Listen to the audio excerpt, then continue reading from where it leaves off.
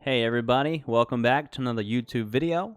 This is RCB, aka Rocket Catchin' Bob, and today I wanted to recap some of my plays. I have many questions about some shorting, and most of my plays are, mostly long, but I'm going to actually take you through one ticker that you could have shorted today, and I'll show you why and how and all that, and then we'll go over some of the tickers I went long on and just show you some of the things that we saw today.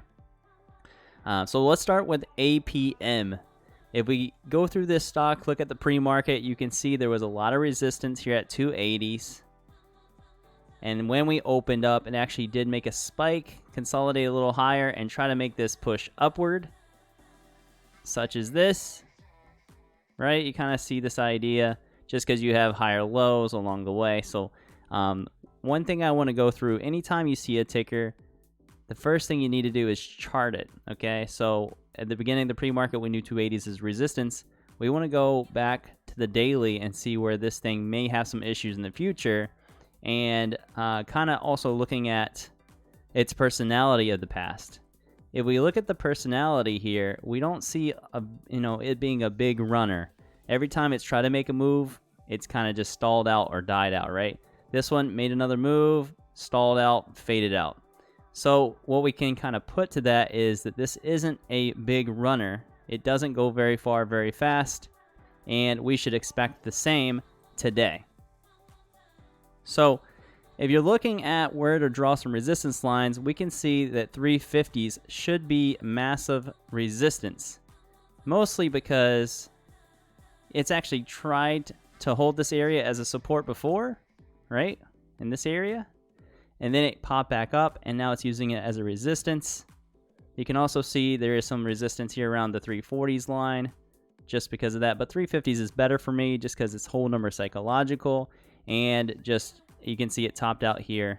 So we're going to use 350s. Another thing that I really haven't showed you guys previously is looking at wicks, where maybe people are bag holding from previous runs. If you look, there's a big volume candle way back here, January 18th.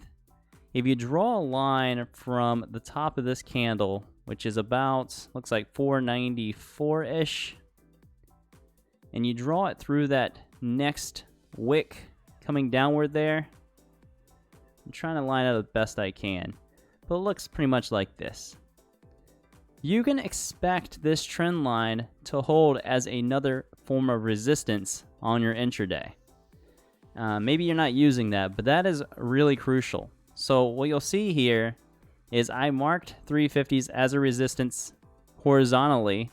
If you see this 340s right here, this is actually that line that's diagonal on the daily there. That is this line here. It comes right through 340s, and you know there's psychological resistance at 350s. And if you're taking a short on this, or at least maybe you're just a bear and you want to take shorts, and that's the strategy you want to go with, you can see that this actually made some nice pushes toward that high a day. And as a bear, if I was playing this, I really, really enjoy anytime something comes to high a day like this, comes back down, and then pushes up really fast. Because it hasn't had a lot of support underneath it. You know it's going to drop back, and you'll probably be in a safer position. And you can see as it got to this 340 line, you got a lot of wicks kind of telling you, hey, this is not looking so good. It looks a little weak. And then later on, of course, you actually have these higher lows, and this is why I put this diagonal line here. So you could see later is, if this breaks, that's not really bullish anymore, because bulls want this to stay over VWAP. They want to still see higher lows, and every time it breaks high a day, they want to see a lot of volume, and they want to see it squeeze and push that next level. Well, here at 350s and 354s, where it actually had wicked out, you actually saw more of a fake out, where you got some squeeze, but maybe you got some bulls chasing it, and they didn't know about that kind of that diagonal line that we drew on the daily chart. So there's like double resistance here. Now, if you're a smart bear, you're waiting for positions like this to come to you, I guess just the same way you do as a bull, and then you take that short. And it just happened that this really got rejected pretty hard, and you could have took a short somewhere in this area, maybe even as low as 340s after you saw this starting to fail or not squeeze on the level 2 if you're watching it. I watched it live, and I could see that there was weakness where it tried to break 350s, and it went like 2 or 3 cent, and then someone came in, and you could just see a big sell order. What you see down here is 1.1 million shares were bought and sold in this candle, which is the biggest of the day. And the way the candle ended being red and a very big wick to the top side, you could tell it was going to be a trend reversal.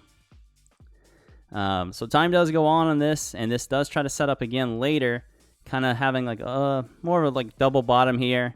But if you were short, you know, you have 340s and 350s all the way back down here to 3s. That's just one, you know, potential short. You're not looking to just short it and hold this thing until it goes into the ground. You're looking to make some money, maybe 10%, 20% off that top and taking the opportunity that the market's giving you. Later on, when it kind of holds this area and you double bottoms a bit, then you're back to, you know, being a little worried as a bear if you didn't cut your position. And then you kind of see this ride back up and get to that 340s resistance, where again, you had an opportunity to go short on it because you knew 350s, maybe you could risk off that and ride this back down. There was actually, you know, like a little downtrend here. If you look at it, you kind of have to ignore the wick because the wick didn't hold anything, no body, no nothing. And then you had this uptrend. So when it broke down right here, either you go short on this pop to try to keep your risk lower because you're closer to this 350s, or you wait for this bullish uptrend to break and you start trying to scale in here, and then you want to ride this thing back down again, and you know, if you're short on it. So that's just kind of an angle to look at more of a bearish side of things.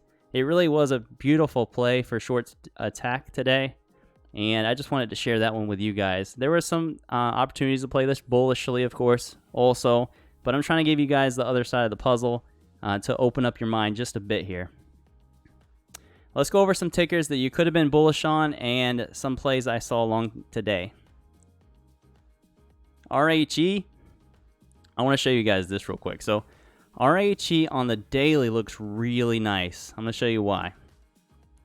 So of course, it's a little hindsight 50-50, but if you see this 2772s, let me see if I can draw this, and you see how it's got this downtrend on the daily, red candles, and then all of a sudden here, this green candle comes out of it, and it consolidates yesterday or Friday all day, right? So this could be setting up for potential bounce because it's already had the downtrend from, you know, basically 27s all the way down to $10, which is huge. And at some point, you're going to be looking for some volume to come in here and get a bounce, which is a good strategy. You'll see this also in another play I'll show you. And today, it actually did get that nice bounce where, you know, 1250s was that line in the sand, what they were trying to risk off of if they were short on it. And you can see that actually, you know, after it broke this 20 or 1250s, it went on a run all the way up to 1750s. And that was just a really, really gorgeous play. I'm glad it happened, and it's great to see that some of these bottom bouncers are kind of coming into play. So I just want you guys to be aware, maybe this week is something to do with daily bottom bouncers. Could be the new trend coming into this week, so heads up there. Another play like this right now is BTX, and I'll show you the daily on this. This is a play that's really just been sold off, and today it got a green candle. So tomorrow could be worth watching. Maybe we get a nice bounce play and more volume. So just heads up there. Later on today, we did see this thing push really hard. So it tried it in the morning and it failed to really do anything. But then this afternoon, right about 3 o'clock, you saw a nice push all the way to $18. So I'm curious to see if this will kind of continue tomorrow. Maybe it can hold this 1620s area. We'll see what happens.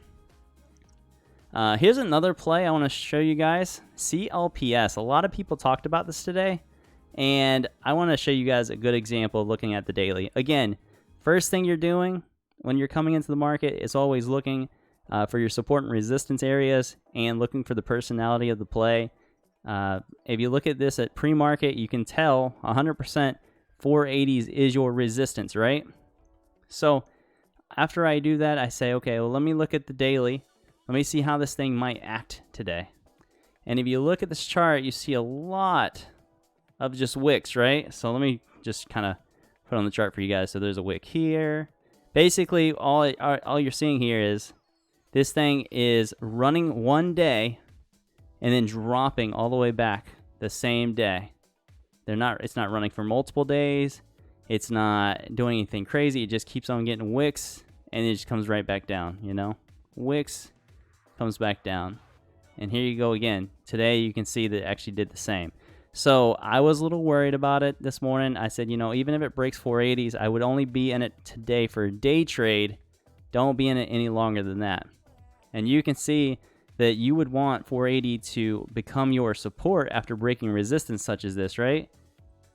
But what it happens, it comes back down to it later, and it doesn't even try to hold it for the most part. It just kind of gives up, and then it just dies out for the rest of the day.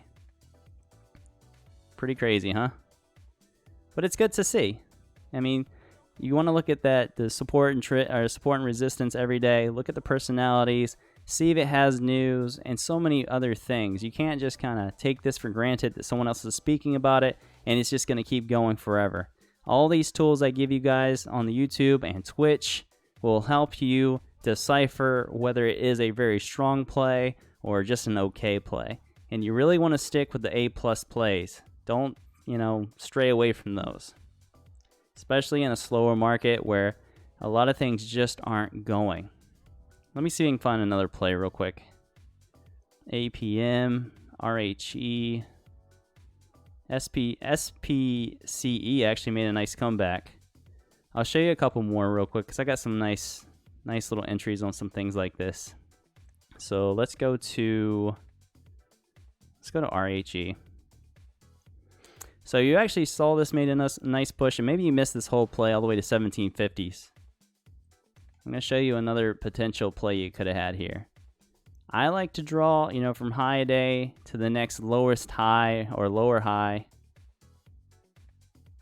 Let me see, 1760. It's a tough one to grab here, but I'm going to try it. So here this afternoon at 3 o'clock, 1500, right? 3 o'clock Eastern. You actually see this downtrend start breaking, and you see a little bit of volume coming here at the bottom. And anytime you see something like a wedge or like a downtrend starting to break, especially, you know, close to 2:45, 3 o'clock, where all traders are coming back into the market, maybe they're coming back from lunch, maybe some of them only trade from the hours of, let's just say, let me kind of just put this out in the chart for you guys, 9:30 to 11:30, which is this area here. Okay. Kind of funny how this works, right? Most people are trading in this time zone. They're going to lunch between 11:30 and 1:30. Okay. And then some of them start coming back around, say, 2:30 to about, you know, 3:30 or 4 o'clock. So my main trading hours, or the times I feel most comfortable making trades, is here between 9:30 and 11:30 for the most part. Lunchtime, I kind of just like let things settle out. Just, you know, the market's really not hot during lunch hours. But then later, if I start seeing something set up for 2:30 or 3 o'clock break, then I start trying to get back into it because I know that some people are going to start speaking about it, and the volume is a lot higher, a lot more opportunity for buyers to kind of spike things up. So I was actually announcing this at about, I think it was 3 o'clock. It was like $14. And I announced this wedge break, and some people called it, and they made some great money on it. So just keep in mind that, you know, just because the play has come down from 17 down to 13 or 14 doesn't mean it's over. It can still be in play. You know, you don't want to give up on it. Depending on your market, this thing could have really ramped all the way back up to 17s. You never know. So I know it's a lot of information today. I just kind of wanted to go quick over some of the plays and how you could have played them, and how you should see them a little differently, whether they be bullish or bearish. I hope this video helps you. If it did, please leave us a thumbs up. Subscribe to our channel here on YouTube. Come check out our twitch.tv. We actually stream Monday through Friday from 8:30 a.m. Eastern until about lunch. So please come check us out. Just search Rocket Catching Bob, and you'll find our channel. and I'll leave a link in the description below. Thank you guys so much. We'll see you guys on the next video.